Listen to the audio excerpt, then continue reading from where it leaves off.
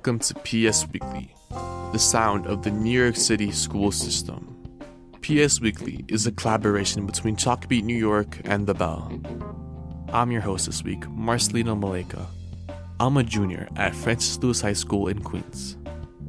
On today's episode, the college admissions frenzy, plus a new program that's putting high schoolers to work literally. But first, a Chalkbeat news bulletin. I'm Mike Elson-Rooney, a reporter from Chalkbeat. Here's a recap of the week's biggest education stories. On May 8th, New York City Schools Chancellor David Banks will testify at a U.S. House hearing on anti-Semitism. The committee overseeing the hearing is the same one that conducted the high-profile hearings last year with the presidents of Harvard, Penn, and MIT. Some school communities are pushing back on a mandated reading curriculum for elementary schools set to expand citywide next school year. They're worried that the changes threaten the things that make their schools unique, like teacher-centered lessons. Meanwhile, the city is gearing up to overhaul curriculums for other grades and subjects. And New York City teens have launched a Youth Civic Hub. The new online portal aims to increase youth civic engagement and electoral participation. The platform is led by the nonprofit YVote and includes voter registration tools, internship opportunities, and more. You can find it at youthcivichub.org. To stay up to date on local education news throughout the week, go to chalkbeat.org/newsletters and sign up for the New York Daily Roundup.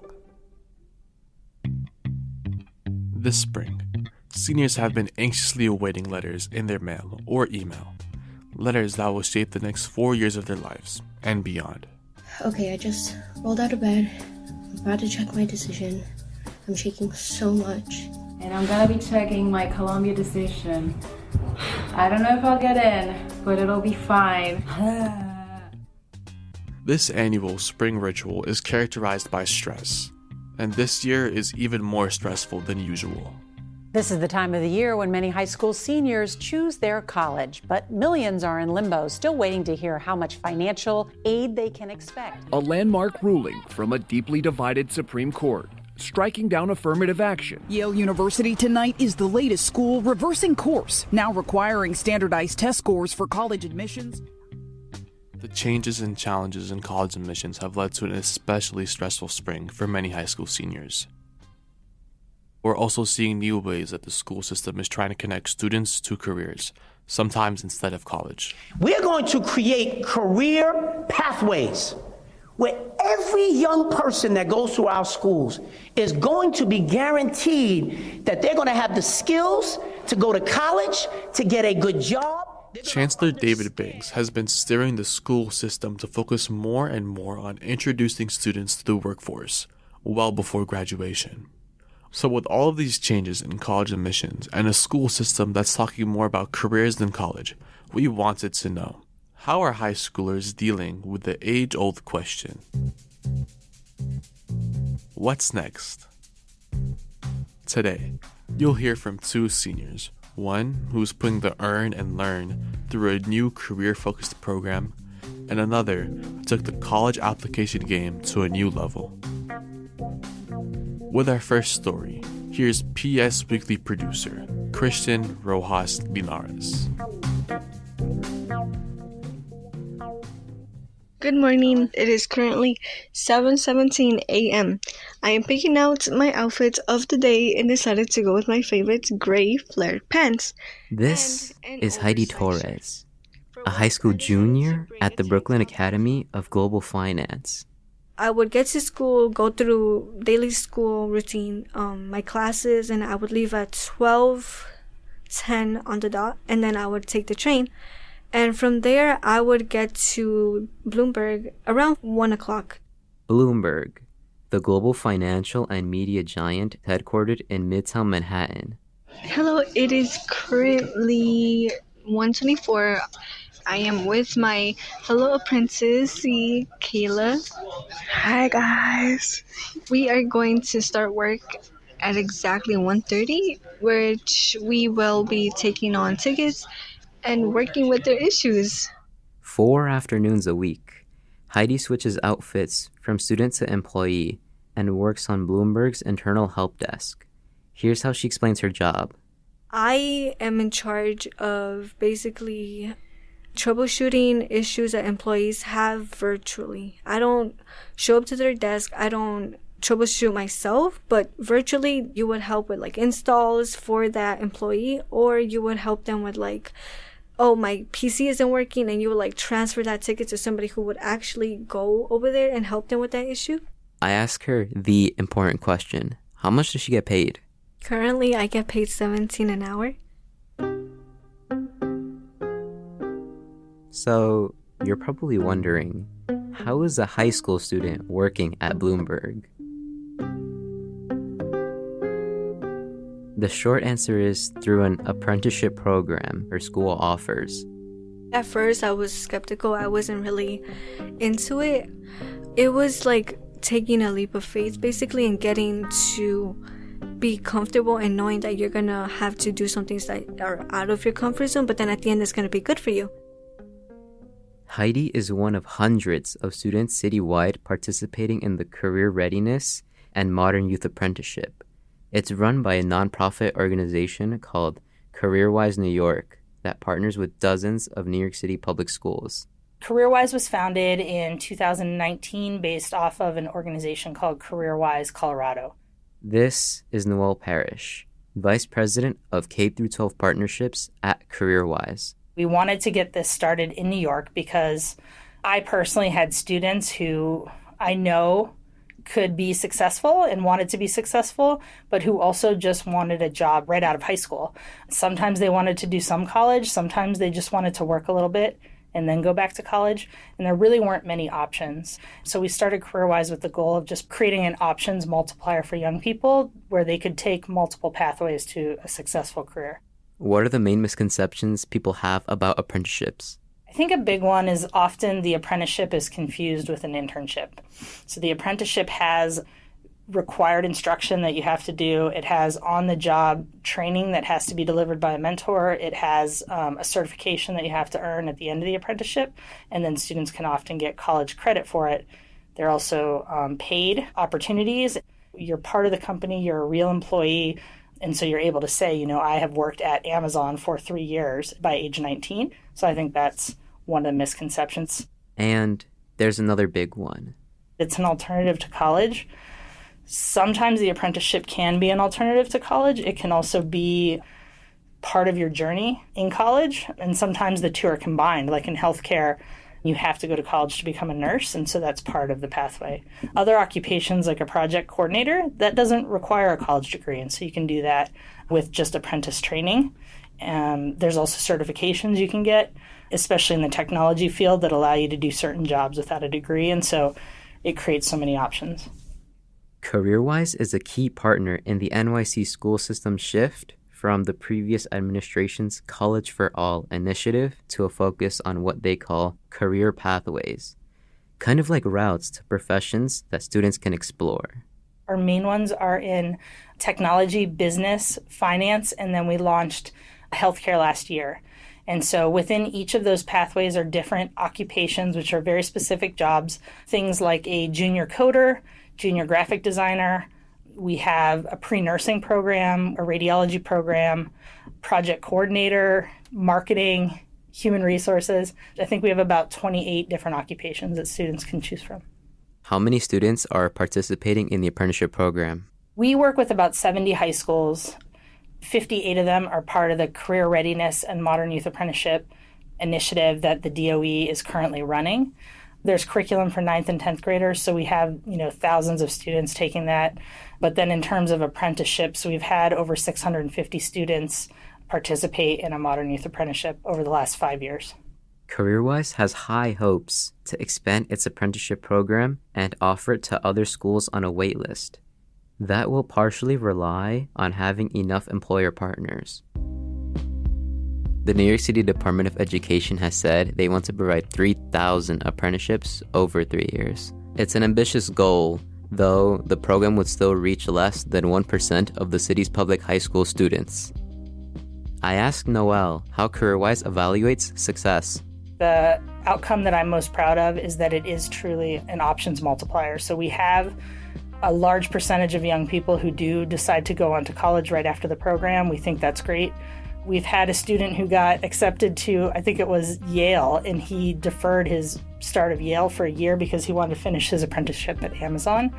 We've had students who have gotten a job at 19, no college debt, as a coder, making like $109,000 a year. We have students who get hired as project coordinators. That is the successful outcome of the program. So what is Heidy planning on doing after high school? Is she planning on going to college? Yes, I do plan, but it's going to be out of state. I don't want to stay in here. I want to really explore, and I want to see what there is. What do you plan on studying? I plan on studying forensic science. I love anything mysterious, any true crime. But I would say I would go back to Bloomberg if being a forensic scientist doesn't work out, because they have so many other communities that I don't know of yet, and I would love to be more in the production side of it too. Would you recommend the Modern Youth Apprenticeship to someone who is undecided about their future? I would say go for it, but you have to really stay committed to it. Like, it's going to take you a leap of faith. It's going to feel weird because it's new, but then you're going to feel glad you did it, because besides the fact that you're earning money, you also know that, oh, I want to do this, or oh, I don't want to do this. It gives you a new perspective. Hello, it is currently 3:30 and I am about to enter my end of the day meeting with my team. This is where we just talk about any tickets that we need help with.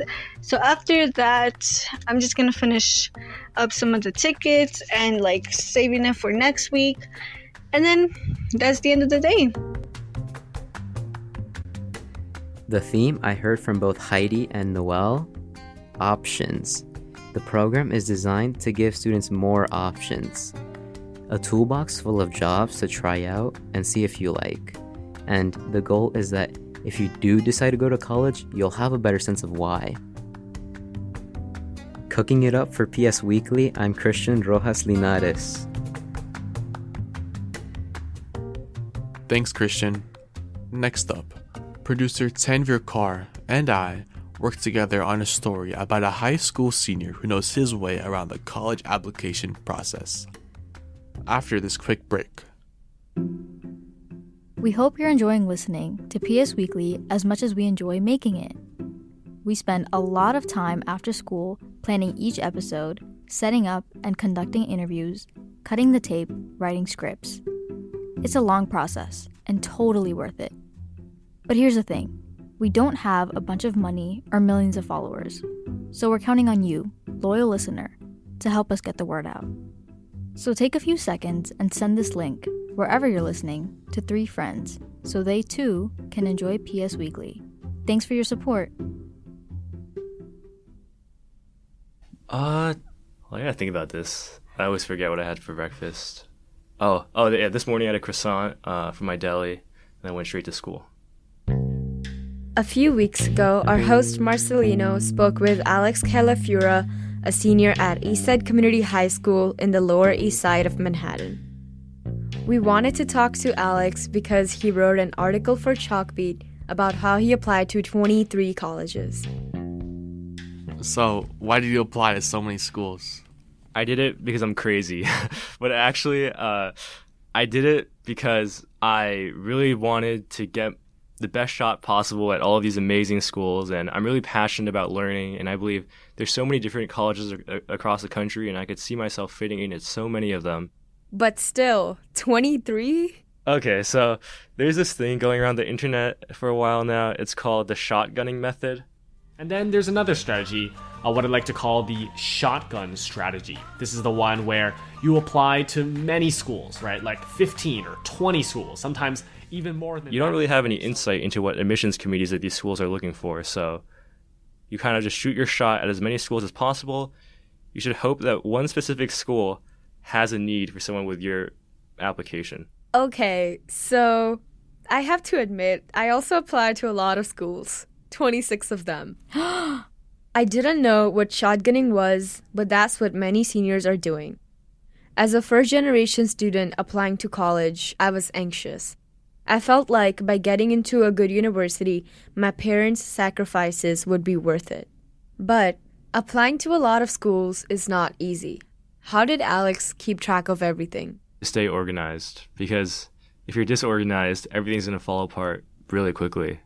For me, I found that staying organized meant making spreadsheets, having documents with my essays, and just having a to-do list and making sure I was on track. Alex had support throughout the application process from his school's counselors. His school offered SAT prep, financial aid seminars, and helped seniors with other tasks. But ultimately, writing the 50 essays came down to him alone, tapping away at his laptop at the Seward Park Public Library, spending hundreds of hours in total. Knocking out one essay after the other, and then somewhere halfway through, you kind of just have this realization that, what if this is all for nothing? Like, what if I'm sitting here writing these essays and nothing comes out of it? So those are tough times, and I think they kind of make you lose motivation a little bit. This is a reality for many seniors. While I was applying, I also wondered, what if it was all for nothing? What if I had spent more time with my family and friends instead of spending days and nights working on college applications? But you can't fall into the rabbit hole of what ifs. A week or so after Marcellino spoke with Alex, he sent me a voice memo. And this was my reaction last night, March 28th at 7 p.m. as I heard back from Yale.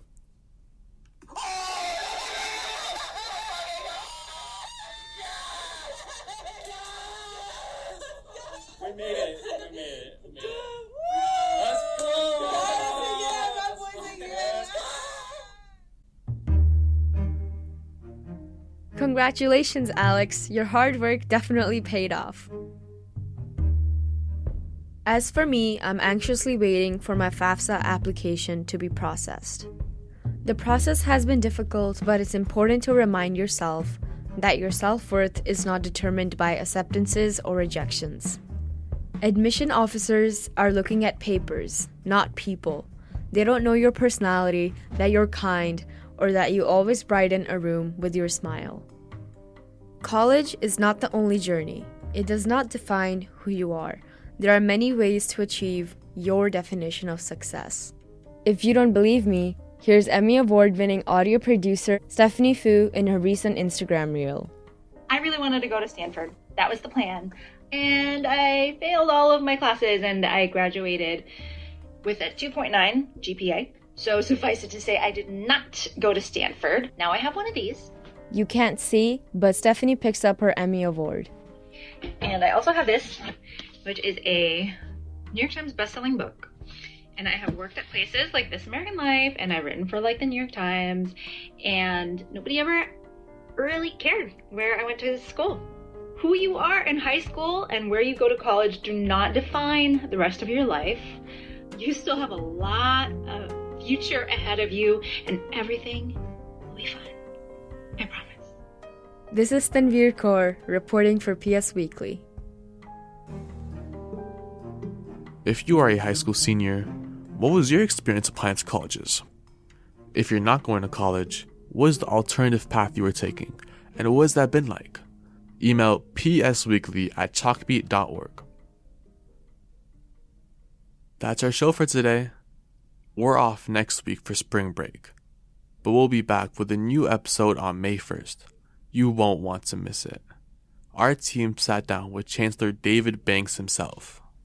What is a fun fact that most people don't know about Chancellor Banks? I would say, watch this. I've never said this to anybody. Until then, class dismissed! PS Weekly is a collaboration between The Bell and Chalkbeat, made possible by generous support from the Pinkerton Foundation, the Summerfield Foundation, FJC, and Hindenburg Systems. This episode was hosted by me, Marcellino Melika. Producers for this episode were Christian Rojas Linares and Tanvir Kaur, with reporting help from Chalkbeat reporter Alex Zimmerman. Our marketing lead this week was Salma Baksh. Our executive producer for the show is Joanne DeLuna. Executive editors are Amy Zimmer and Taylor McGraw. Additional production and reporting support was provided by Sabrina Duquesne. Mira Gordon. and our friends at Chalkbeat. Special thanks to our interns Miriam Galicia. and McKenna Turner. And also, thanks to our amazing team of volunteer mentors. Music from Blue Dot Sessions. And the jingle you heard at the beginning of this episode was created by the one and only Erica Wong. Thanks for tuning in.